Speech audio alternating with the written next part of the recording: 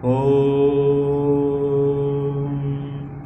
स्थापकाय च धर्मस्य सर्वधर्मस्वरूपिणे अवतारवरिष्ठाय रामकृष्णाय ते नमः। जननीं शारदां देवीं रामकृष्णं जगद्गुरुं पादपद्मे तयो श्रित्वा प्रणमामि मुहुर्मुहुः। नमः श्रीयतिराजाय विवेकानन्दसूरये सच्चित्सुखस्वरूपाय स्वामिने तापहारिणे।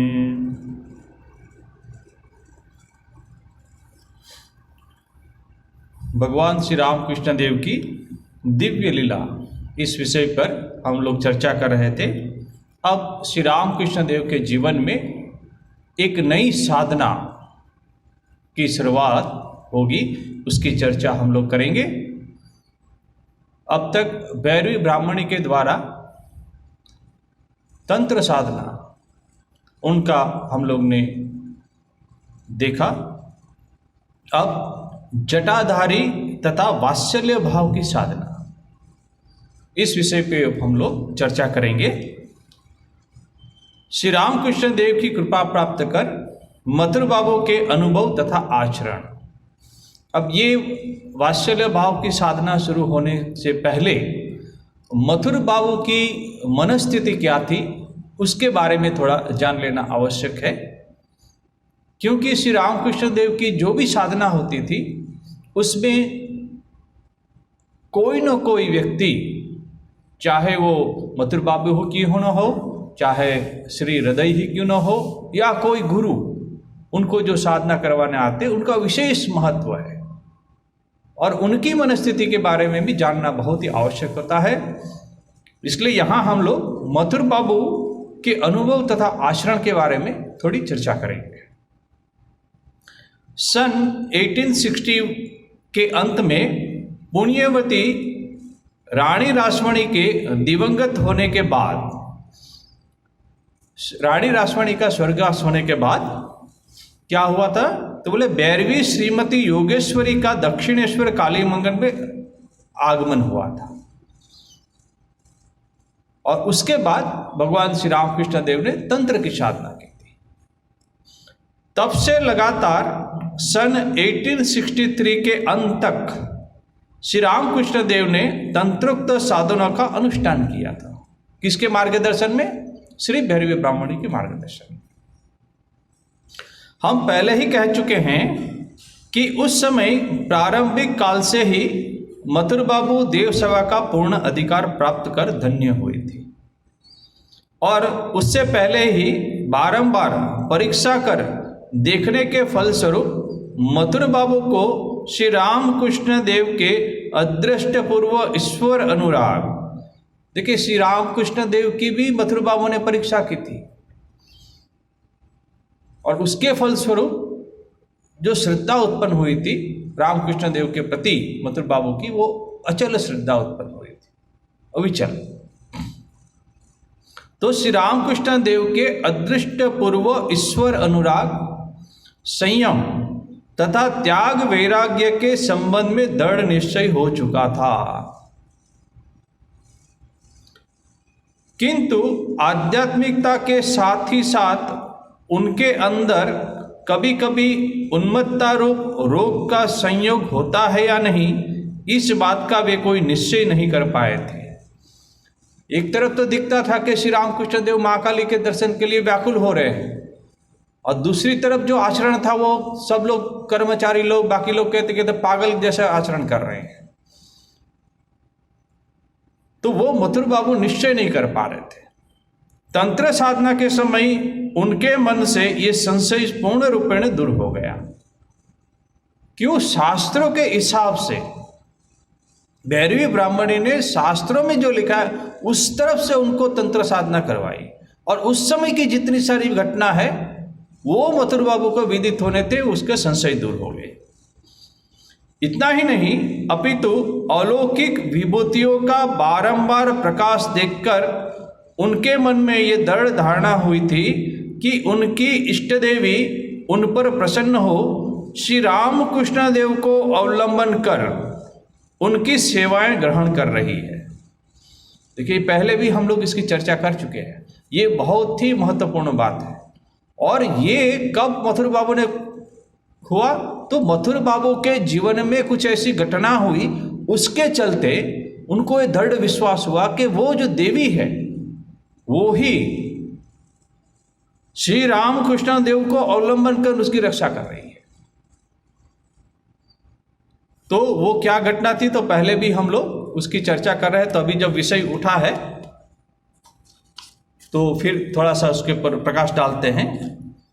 एक बार मथुर बाबू कहीं पे कोठी में बैठे हुए थे, उस समय मथुर बाबू को एक अद्भुत दर्शन प्राप्त हुआ। और वो दर्शन प्राप्त करने के बाद मथुर बाबू अकस्मात ही अत्यंत व्यस्त होकर दौड़ते हुए श्री रामकृष्ण देव के समीप उपस्थित हुए और प्रणाम करने के पश्चात उनके दोनों चरण पकड़कर रोने लगे।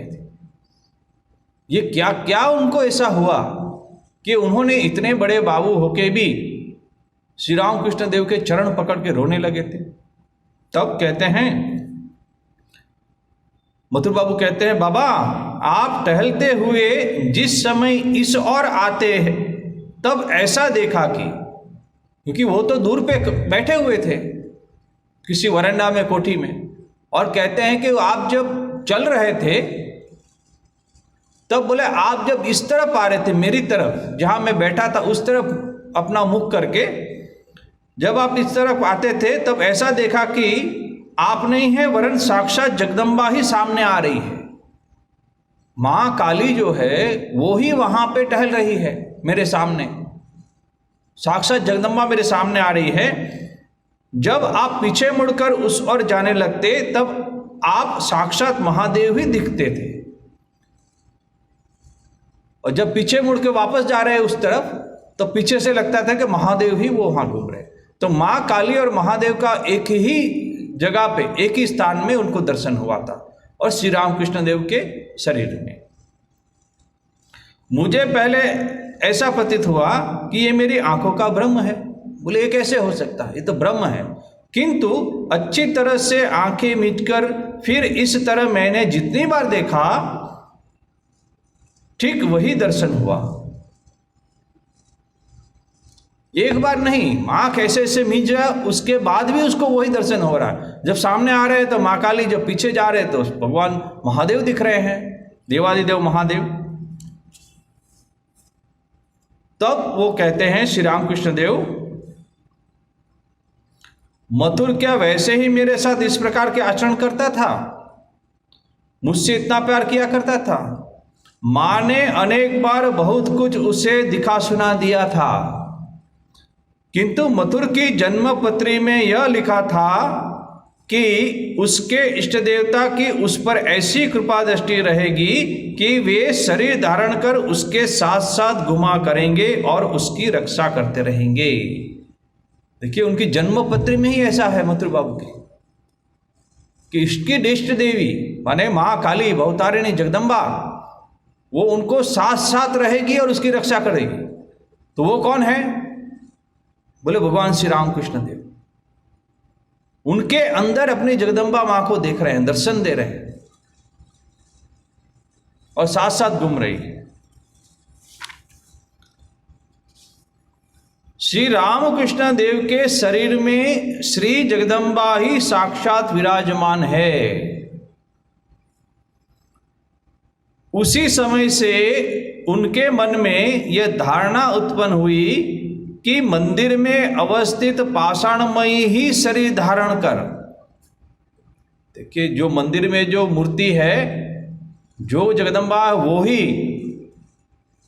शरीर धारण कर उनकी जन्म पत्री के निर्देश अनुसार उनके साथ साथ घूम रही है।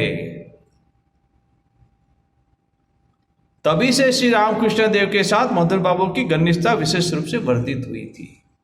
जब ये दर्शन हुआ तब मथुर बाबू श्री रामकृष्ण देव के प्रति विशेष आकृष्ट हुए थे और भक्ति हुई थी।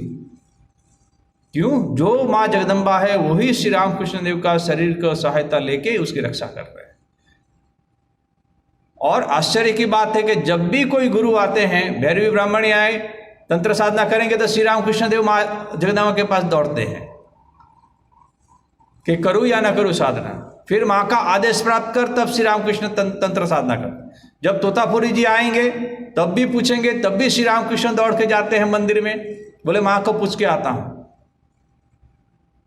और ये मथुर बाबू देख रहे हैं कि माँ जगदम्बा स्वयं श्री रामकृष्ण देव के शरीर में विद्यमान है और मेरी रक्षा कर रही है।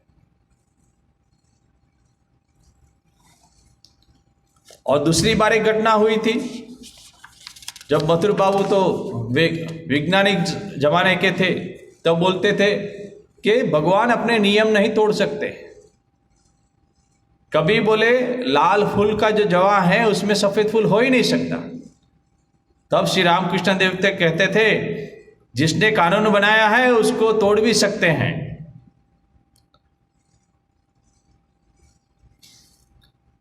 कहते थे यदि उसकी इच्छा हो तो वह उसे तत्काल ही रद्द भी कर सकता है या उसके स्थान पर दूसरा कोई कानून बना सकता है।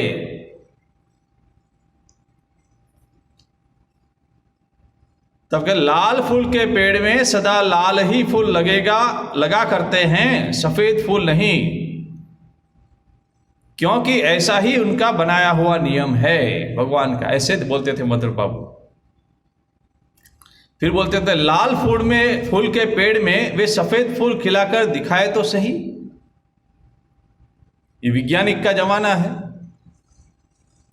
तब श्री रामकृष्ण देव कहते यदि वे चाहे तो सब कुछ कर सकते हैं, तुम जो कह रहे हो वह भी हो सकता है। बोले लाल फूल के डाली में सफेद फूल भी हो सकता है। तब एक दिन श्री रामकृष्ण देव कहाँ बगीचा में टहल रहे हैं और तुरंत उनको दिखा, मां भवतारी ने उनको दिखा दिया कि देखो एक ही डाली में सफेद और लाल फूल उगे हुए हैं।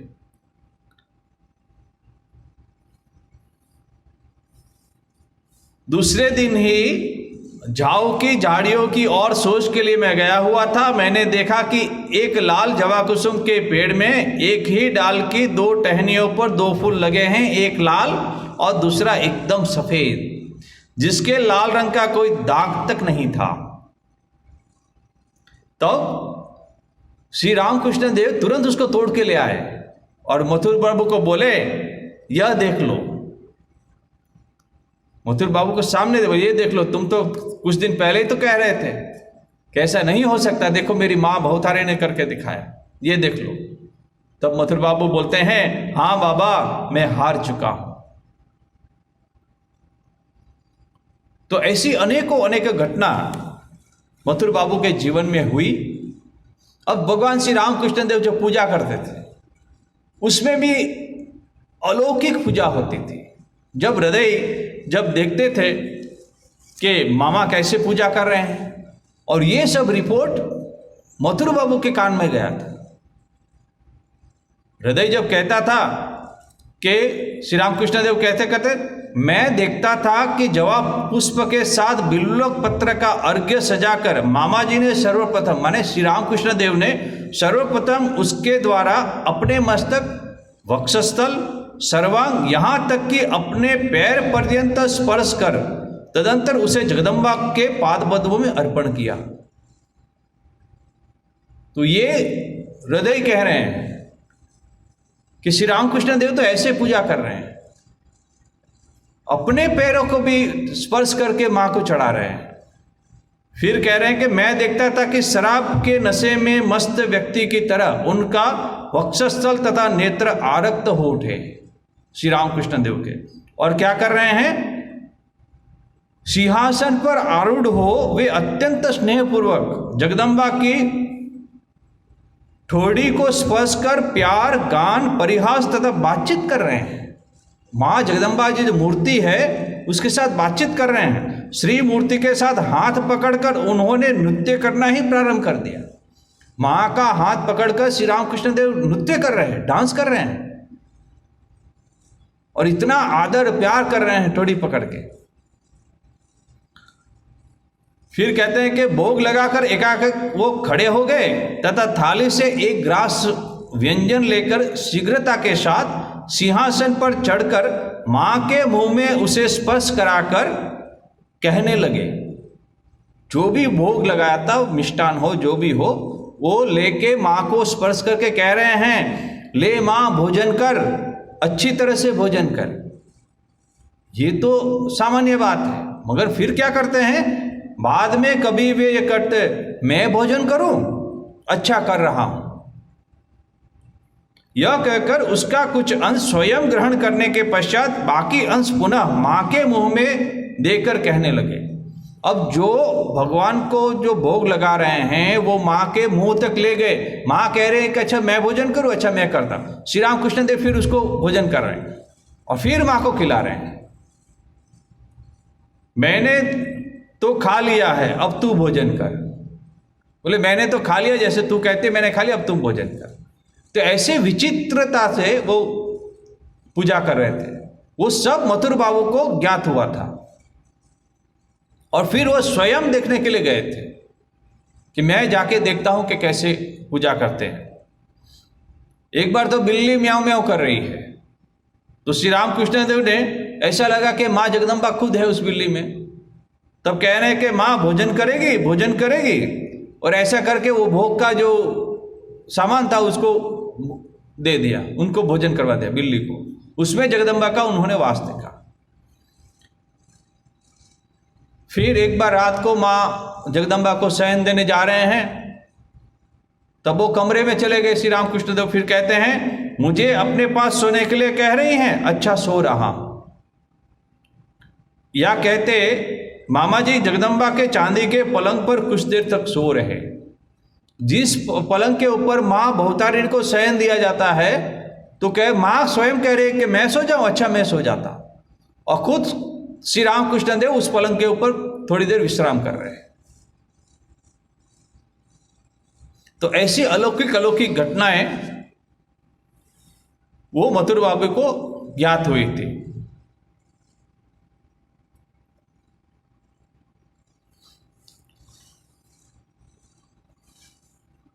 तो इसके चलते मधुर बाबू के मन में और श्रद्धा उत्पन्न हो गई श्री रामकृष्ण देव के प्रति। क्यों? बोले वो जो इष्ट देवी है, वो ही इष्ट देवी अपनी जन्म प्रति के हिसाब से श्री रामकृष्ण देव का शरीर को अवलंबन कर उसकी रक्षा कर रही है।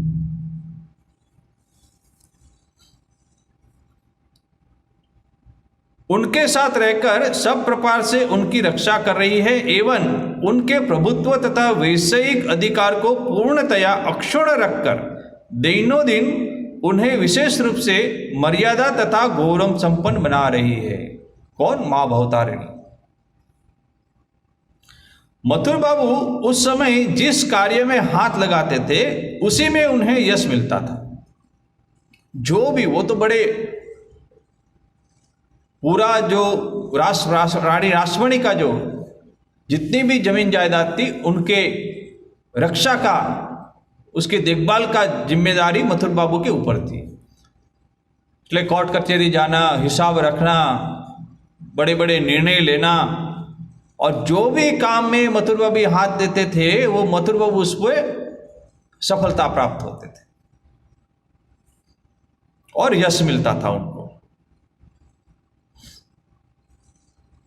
इसलिए श्री रामकृष्ण देव के साधनानुकूल द्रव्यों का संग्रह करने एवं उनके अभिप्राय अनुसार देव सेवा तथा अन्य सत्कार्यों के लिए मथुर बाबू का उस समय पर्याप्त अर्थ व्यय करना कोई आश्चर्य की बात नहीं थी। जो जो साधन श्री रामकृष्ण देव कर रहे हैं उसमें जिस जिस वस्तु की आवश्यकता है वो सब वस्तु की उपलब्धि कराना, उसकी व्यवस्था करना और उसके ऊपर जो अर्थ व्यय करना है वो सब मथुर बाबू स्वेच्छा से कर रहे थे और आनंद से कर रहे थे। और वो भाग्यशाली समझते थे अपने आप को कि मैं श्री रामकृष्ण देव के इस साधन में सहायता रूप हो सकता हूं। और बहुत ही अर्थ व्यय करते थे। साधना की सहायता से श्री रामकृष्ण देव में आध्यात्मिक शक्ति का नित्य प्रति जितना विकास हो रहा था, उनके श्री चरणाश्रित मथुर बाबू के अंदर भी उतना ही समस्त विषयों में बल, साहस तथा उत्साह बढ़ने लगा। मथुरनाथ के अंदर भी ये जो गुण है, बल, साहस और उत्साह, वो बढ़ने लगे। क्यों? भगवान श्री रामकृष्ण देव की कृपा से। ईश्वर के प्रति पूर्ण विश्वास स्थापन करने के पश्चात उनका आश्रय तथा कृपा प्राप्त कर भक्त अपने हृदय में जिस प्रकार अपूर्व उत्साह तथा शक्ति का अनुभव करते हैं, कोई भी भक्त जो भगवान श्री रामकृष्ण देव हो या कोई भी इष्ट देवता हो, उसके ऊपर आश्रय और कृपा प्राप्त कर जो भी भगवान के शरण में जाता है, आश्रय प्राप्त करता है, उसके ऊपर भगवान की कृपा रहती है और उसके कारण भक्त के हृदय में जिस प्रकार अपूर्व उत्साह और शक्ति का अनुभव होता है, ये सभी के जीवन में अनुभव होता है। जिसने अपने हृदय से, पूर्ण हृदय से शरणागति ली हो भगवान की, और उसमें जो शक्ति प्राप्त होती है, उत्साह प्राप्त होता है, उसका जो अनुभव होता है, उस समय मथुर बाबू की अनुभूति भी ठीक वैसे ही हुई थी। उनके अंदर भी ऐसा उत्साह और शक्ति जागृत हुई थी। क्यों? भगवान श्री रामकृष्ण देव की कृपा से। किंतु रजोगुणी संसारी मथुर बाबू की भक्ति श्री रामकृष्ण देव की सेवा तथा पुण्य कर्मों के अनुष्ठान तक में ही सीमित रहती थी। उसकी भक्ति जो है उतने ही तक सीमित थी, आगे नहीं बढ़ पा रहे थे। आध्यात्मिक राज्य के अंदर प्रविष्ट हो गूढ़ रहस्य को प्रत्यक्ष करने के निमित्त आगे नहीं बढ़ती थी। क्यों? क्योंकि उनका जो कार्यकाल है, जो कार्य करते, जो संभालते थे सब जमीन जायदाद, उसी में वो लगे रहते थे, तो आगे नहीं बढ़ पा रहे थे। भक्ति थी श्री रामकृष्ण देव के प्रति, परंतु ऐसा न होने पर भी मथुर बाबू ने अपने हृदय में यह निश्चित रूप से अनुभव किया था, ठीक है, हम आध्यात्मिकता के अंदर ज्यादा नहीं बढ़ पा रहे हैं, वो मथुर बाबू भी जानते थे, किंतु हृदय के अंदर में वो निश्चय कर पा रहे थे, निश्चित रूप से अनुभव किया था उन्होंने। क्या किया था? कहते हैं कि श्री रामकृष्ण देव ही उनके बल, बुद्धि तथा भरोसा है। ये उनका संपूर्ण विश्वास था कि मैं जो भी कार्य में हाथ लगाता हूं तो उसमें सफलता प्राप्त होती है और यश मिलता है। उसका क्यों होता है? उसका फल क्यों? मतलब रामकृष्ण देव की उसके ऊपर असीम कृपा थी। ये उनके हृदय में संपूर्ण रूप से विश्वास था। बल, बुद्धि तथा भरोसा, वो कौन है? बोले श्री रामकृष्ण देव। वे ही उनके इस जन्म तथा पर जन्म के सहायक है। वो उनको एकदम पक्का मालूम था उनके अनुभव से, क्योंकि उनकी जो इष्ट देवी है वो ही तो दर्शन दे रही है कि जब सामने आ रहे तो मां काली दिख रही हैं, जब वापस जा रहे तो महादेव दिख रहे हैं। ऐसे अनुभव के बाद उनको 100% उनको अनुभव हुआ कि भगवान श्री रामकृष्ण देव ही मेरे जन्म पर जन्म के सहायक है, एवं उनकी वैषयिक उन्नति तथा मर्यादा प्राप्ति के मूल कारण भी वही है। जितनी भी जो उन्नति उनको हो रही है वो सब के कारण जो है भगवान श्री रामकृष्ण देव है, ये उनको दृढ़ निश्चय हो गया था। अब मथुर बाबू का अन्न मेरु व्रत का अनुष्ठान श्री रामकृष्ण देव की कृपा प्राप्ति के द्वारा मथुर बाबू ने अपने को जो विशेष महिमान्वित अनुभव किया था, उसका परिचय उनके तत्कालीन कार्यों से हमें देखने को मिलता है। मथुर बाबू जो कार्य करते हैं उसके हिसाब से ही उनको पता लगता है कि ये महिमान्वित अनुभव कर रहे थे। रानी रासमणी का जीवन वृत्तांत नामक मंगला ग्रंथ से पता चलता है। बंगाली भाषा में एक ग्रंथ है रानी रासमणी के जीवन के ऊपर। इससे पता चलता है कि उस समय सन 1864 में उन्होंने अत्यंत व्यय साध्य अन्नमेरु व्रत का अनुष्ठान किया था। ये व्रत में बहुत ही धन व्यय किया था, उन्होंने बहुत ही खर्चा किया था। हृदय कहता था कि उस व्रत के समय ब्राह्मण पंडितों को प्रचुर मात्रा में सोना चांदी के अतिरिक्त 1000 मन चावल तथा 1000 मन तिल दान किया गया था। ये अन्नमेरु जो व्रत है उसमें बहुत सारे ब्राह्मणों को आमंत्रित किया गया था और उनको दान के उपलक्ष्य में क्या क्या दिया? बोले प्रचुर मात्रा में सोना चांदी। ऐसा नहीं कि थोड़ा बहुत ही मात्रा में सोना चांदी सब दान किया गया था। 1000 मन चावल, जितने भी साधु संत ब्राह्मण जो भी आए थे सबको चावल का वितरण हुआ था 1000 मन, और 1000 मन तिल का दान दिया गया था। 1000 मन तिल वो सबको बांटा गया था। उसमें अनेक धन का व्यय हुआ था। तथा सहचरी नामक प्रसिद्ध गायिका का कीर्तन, एक गायिका थी उस जमाने, उसका नाम था सहचरी, उसका कीर्तन किया था। राज नारायण जी का चंडी गान तथा धार्मिक नाटक आदि के द्वारा दक्षिणेश्वर काली मंदिर कुछ दिन के लिए उत्सव क्षेत्र में परिणित हुआ था। ये जब व्रत हुआ था तब कुछ दिन के लिए रोज पंडित आते हैं, ब्राह्मण आते हैं, साधु संत आ रहे हैं, उसको दान दक्षिणा दे रहे हैं, कीर्तन हो रहा है, गान हो रहा है, भजन हो रहे हैं। तो ये कहते हैं कि दक्षिणेश्वर जो है उस कुछ दिनों के लिए उत्सव क्षेत्र बन गया था और सभी आनंद से, सब लोग आ रहे हैं और आनंद से जा रहे हैं। सोना चांदी अनाज तिल सब दे रहे हैं मथुर बाबू, किसी को भी असंतोष नहीं हुआ, सब आनंद से आके आनंद करके जाते थे। तो कहते हैं कि उत्सव क्षेत्र बन गया था। इन गायक गायिकाओं का भक्तिपूर्ण संगीत सुनकर श्री रामकृष्ण देव को बारंबार भाव समाधि में मग्न होते देख, जब ये गान कर रहे हैं तो भगवान श्री रामकृष्ण देव भी सुन रहे हैं, और वो गान सुनने के बाद भगवान श्री रामकृष्ण देव बार बार भाव समाधि में जा रहे हैं।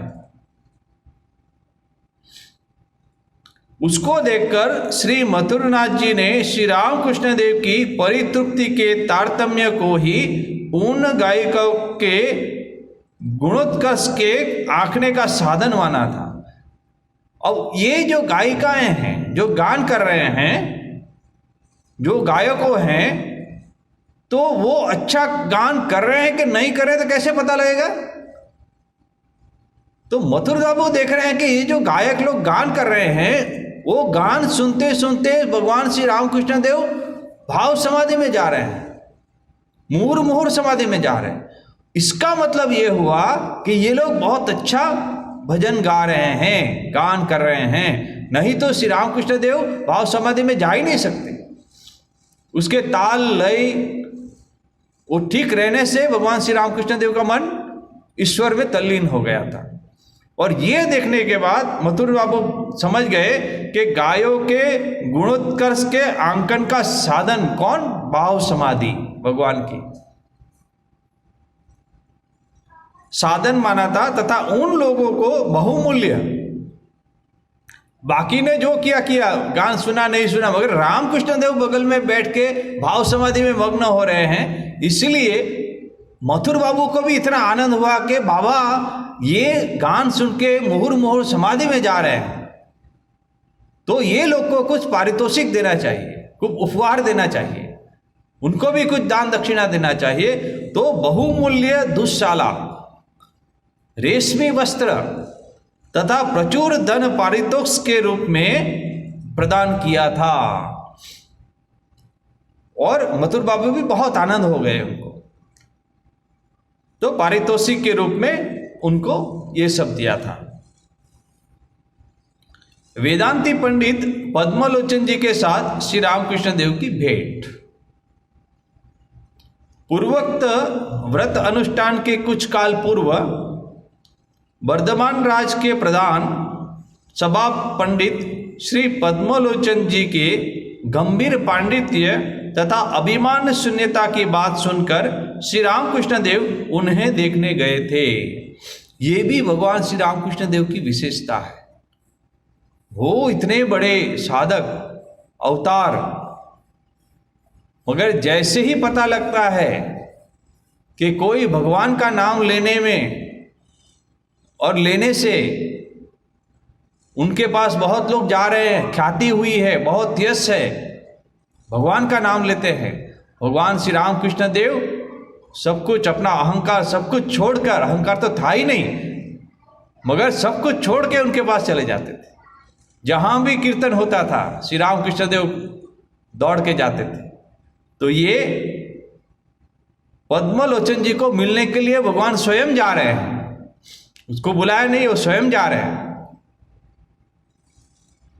श्री रामकृष्ण देव कहते थे कि अन्य मेरु व्रत के उपलक्ष्य में आयोजित पंडित सभा में पद्मलोचन जी को लाने तथा उन्हें दान देने के निमित्त मथुर बाबू का विशेष आग्रह हुआ था। उनको भी बुलाना चाहते थे। जब ये अन्य मेरु पर्वत जब हुआ था, उनको भी बुलाना चाहते हैं। किसको? पद्मलोचन जी को।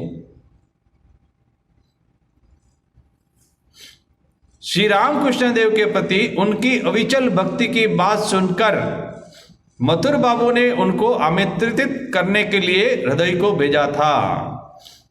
अब मथुर बाबू कहते हैं कि श्री रामकृष्ण देव की उनके प्रति, पद्मलोचन के प्रति अविचल भक्ति है, वो जाते हैं उनको मिलने के लिए। तो जब श्री रामकृष्ण देव ने अपनी इच्छा व्यक्त की तो मथुर बाबू ने हृदय को भेजा कि जाओ श्री पद्मलोचन जी को बुला के लाओ, आमंत्रित करने के लिए। पर विभिन्न कारणों से उस आमंत्रण को स्वीकार करना श्री पद्मलोचन जी के लिए संभव नहीं हुआ था। हृदय तो गया था आमंत्रण देने के लिए, मगर वो कहीं व्यस्त होंगे और कोई अन्य कारण था तो नहीं आ पाए थे।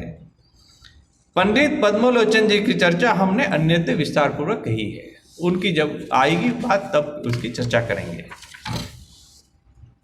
श्री रामकृष्ण देव के वैष्णव मतानुकूल साधनों में प्रवृत्त होने के कारण अब ये जो है वात्सल्य भाव, जटाधारी आए तथा वात्सल्य भाव की जब साधना करेंगे तो वात्सल्य भाव की साधना करने में उसका कारण क्या था? वैष्णव मत अनुकूल जो है ये साधना करने, उसके पीछे कारण क्या था उस प्रवृत्त होने का? तो उसकी चर्चा हम लोग करेंगे। तांत्रिक साधन अनुष्ठान के पश्चात भैरवी ब्राह्मणी ने तंत्र साधना करवा दी, वो भी चले गए तपस्या में। अब वैष्णव मत के अनुसार जो साधना में होंगे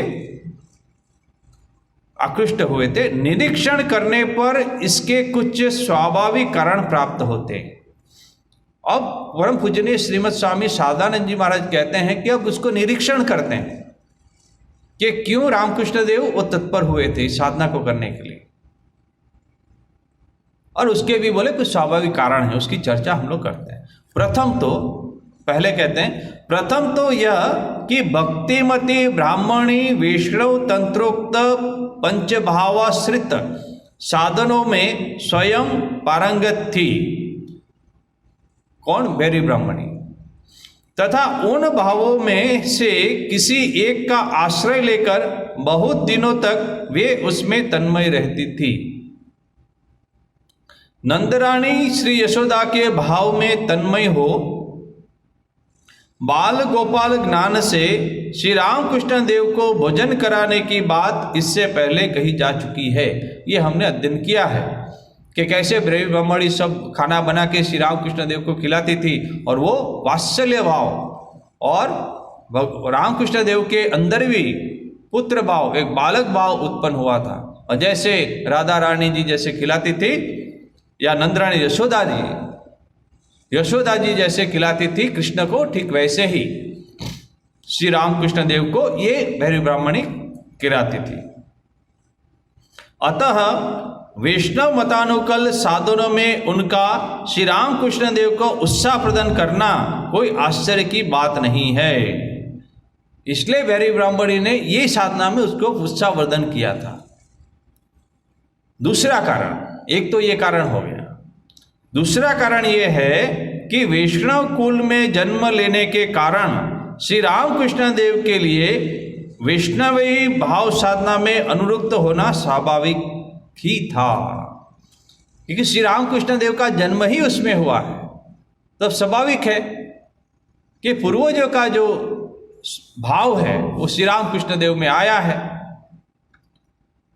कामरपुकुर क्षेत्र में ये साधन विशेष रूप से प्रचलित होने के कारण बाल्य अवस्था से ही श्री रामकृष्ण देव को उनके प्रति श्रद्धा संपन्न होने का सुयोग प्राप्त था।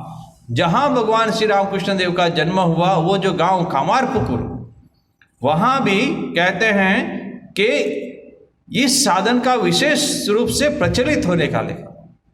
वहाँ भी आसपास जो है वैष्णव संप्रदाय के बहुत लोग थे और ये साधन करते थे, इसलिए सुयोग प्राप्त था। अब तीसरा कारण,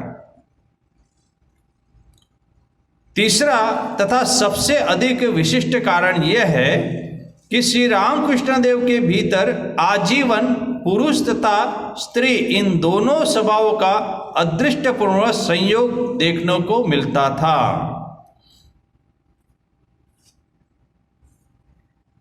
ये बचपन में भी हम लोग जब बाल्य लीला की जब चर्चा कर रहे थे उसमें भी हम लोग ने चर्चा की थी कि स्त्री और पुरुष दोनों को स्वभाव का अदृष्टपूर्ण संयोग देखने को मिलता था।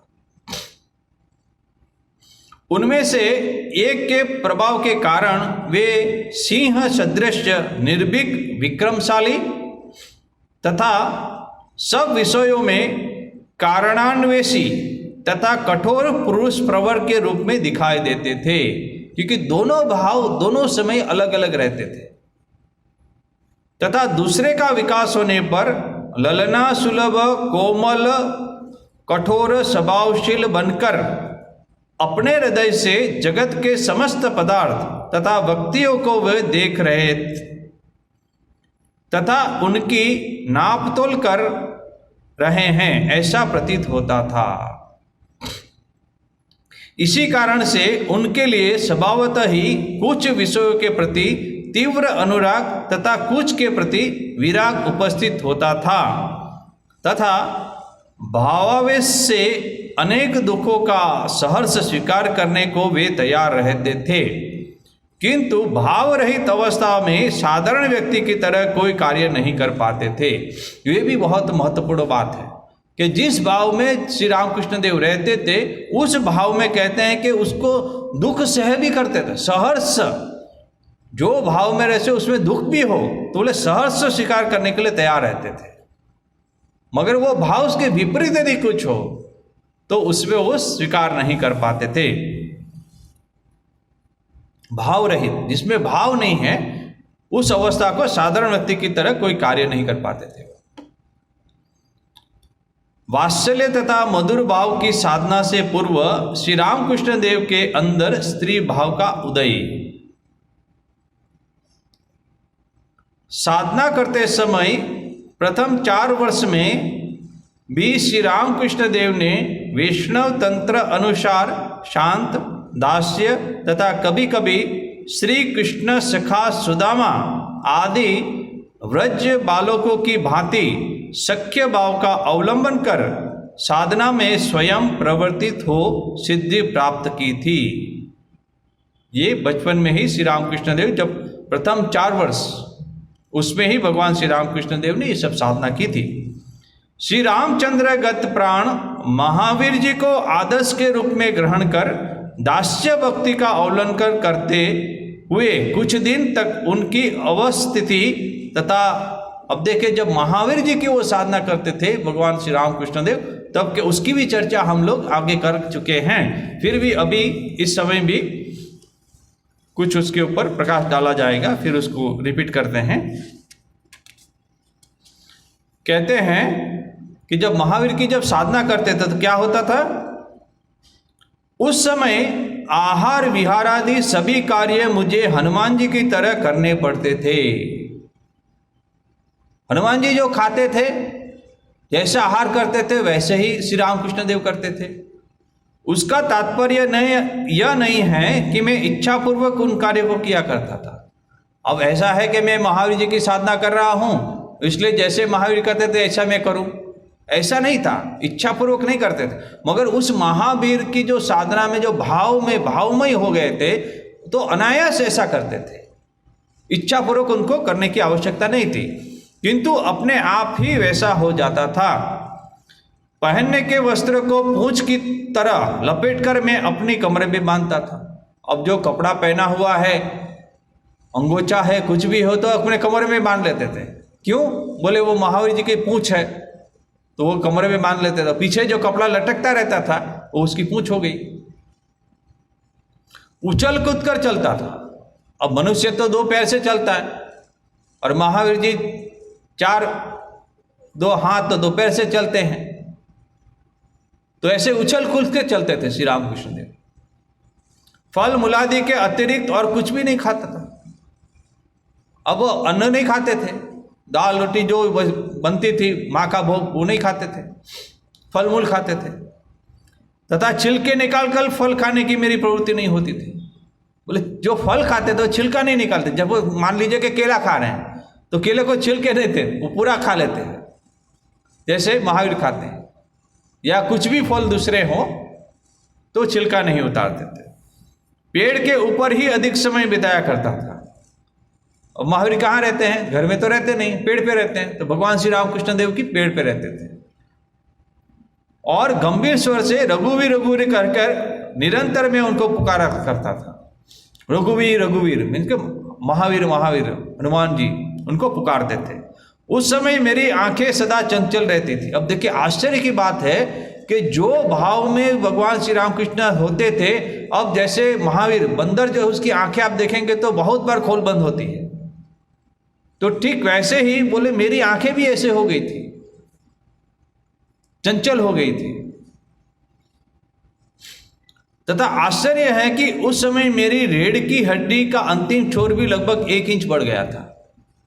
रीढ़ की हड्डी होती है, जो महावीर जी की जो पूंछ होती है, भगवान श्री रामकृष्ण देव के भाव में इतने तल्लीन हो गए कि उनकी शारीरिक बांधा जो है वो भी बदल रहा है। हड्डी बढ़ गई 1 इंच।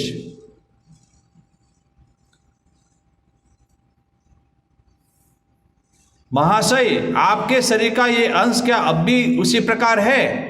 और बाद में जब वो भाव खत्म हो गया तो सब लोग पूछते थे कि वो जो हड्डी बढ़ गई थी कि उसका क्या हुआ, अभी भी है? तब श्री रामकृष्ण देव कहते नहीं, मन के ऊपर से उस भाव का प्रभुत्व हट जाने के बाद धीरे धीरे वह पुनः पहले के समान स्वाभाविक आकार में हो गया था। अब जैसे ही भाव वो महावीर का खत्म हुआ, क्योंकि महावीर के भाव के कारण ही वो 1 इंच हड्डी बड़ी थी, अब जैसे ही भाव खत्म हो गया तो धीरे धीरे वो भी बोले चली गई। तो ये महावीर जी की जब साधना कर रहे थे तब। अब कहते हैं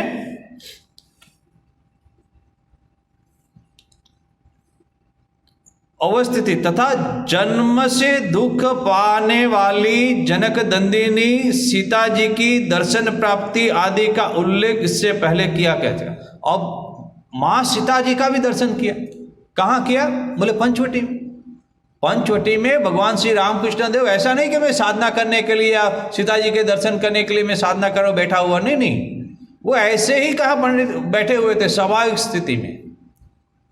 तब श्री रामकृष्ण देव देखते हैं कि सब कुछ दिख रहा है उनको, वृक्ष लता सब कुछ दिख रहे हैं। ऐसा नहीं कि वो भाव समाधि में है कि समाधि में चले, कुछ नहीं पता है, सब कुछ पता है। तब देखते हैं उस समय एक दिन में पंचवटी के नीचे बैठकर ध्यान चिंतन कुछ भी नहीं कर रहा था, ऐसे ही बैठा था। उसी समय एक अनुभव ज्योतिर्मयी स्त्री मूर्ति मेरे समीप आविर्भूत हुई। ज्योतिर्मयी स्त्री मूर्ति मेरे समीप आविर्भूत हुई और वह स्थान आलोकित हो उठा। तब केवल वह मूर्ति ही मुझे दृष्टिगोचर नहीं रही, बोले सब कुछ दिख रहा था। सिर्फ वो जो नारी आ रही है, स्त्री नहीं, आसपास के जितने भी जंगल झाड़ी है सब दिख रहे थे। और फिर क्या हुआ? बोले वो मूर्ति कैसी है? तो बोले वो मानवीय है, क्योंकि देवियों की तरह त्रिनेत्री नहीं है। देवी की मूर्ति त्रिनेत्री है, 3 नेत्र होते। बोले ये तो मानवीय है। बोले 2 ही आंख है, 3 आंख नहीं है। फिर क्या हुआ? किंतु प्रेम, दुख, करुणा तथा सहिष्णुतापूर्ण वैसे मुखमंडल के समान अपूर्व ओजस्वी गंभीर भाव देवी मूर्तियों में भी प्रायः देखने को नहीं मिलता है। ये जो नारी आ रही है उसकी इतनी है तेजस्विता, बोले देवी में भी इतना नहीं मिलता है। प्रसन्न दृष्टि से मुक्त करती हुई वे देवी मानवी, देखिए देवी मानवी, मानवी रूप है मगर देवी है, तो देवी मानवी धीरे धीरे उत्तर से दक्षिण मेरी ओर आ रही है। श्री राम कृष्ण देव जहाँ बैठे हुए या खड़े हुए हैं वहाँ वो मूर्ति आ रही है। स्तंभित होकर मैं सोचने लगा ये कौन है, क्योंकि श्री राम कृष्ण देव को तो अनायास दर्शन हो रहा है, वो तो ऐसे ही बैठे। बोले ये कौन है, ये जंगल में कौन आ रहे हैं मूर्ति। ठीक वैसे ही सोचे, तब क्या हुआ? ठीक उसी समय एक बड़ा भारी बंदर कहाँ से हुप हुप, कोई महावीर बंदर कहाँ से एक पेड़ से उतर के हुप हुप करता हुआ वहां आकर उनके चरणों में गिर पड़ा। किसके चरणों में? वो जो नारी है, जो स्त्री मूर्ति है, उसके चरणों में गिर पड़ा और उनको प्रणाम किया। यह देखकर मेरा मन भीतर से कह उठा, सीता, जन्म दुखिनी सीता, जनक राज नंदिनी सीता, राममयी जीविता सीता। तुरंत श्री रामकृष्ण देव के मन से, हृदय से भाव उठा, अरे ये तो सीता माँ है। कैसी सीता? तो ऐसी। बोले जन्म दुखिनी सीता। तब मामा कहकर अधीर हो मैं उनके चरणों में लौट ही रहा था कि तत्काल वे बड़ी तेजी से आकर अपने शरीर को दिखाते हुए इसमें प्रविष्ट हो गई। तो सीता मैया जो है प्रविष्ट हो गई श्री रामकृष्ण देव के शरीर में। आनंद तथा विस्मय से मैं विह्वल हो उठा तथा अचेत होकर गिर पड़ा। तो ये भी भगवान श्री रामकृष्ण देव ने साधना की, सीता मैया का दर्शन किए। अतः वैष्णव तंत्रोक्त वात्सल्य तथा मधुर रसाश्रित मुख्य दोनों भावों की साधना में ही उस समय वे संलग्न हुए थे। क्यों? क्योंकि पहले ही सीता मैया का दर्शन उनको प्राप्त हुआ था, हनुमान जी का भी उन्होंने साधना की थी।